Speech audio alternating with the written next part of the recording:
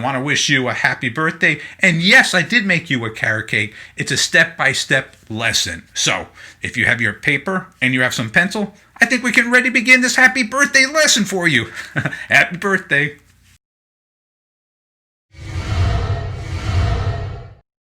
Here's step 1.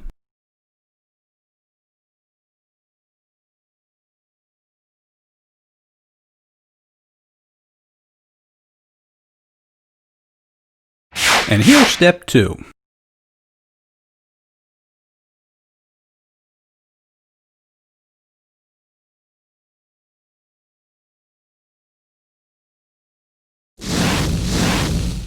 And here's the final third step.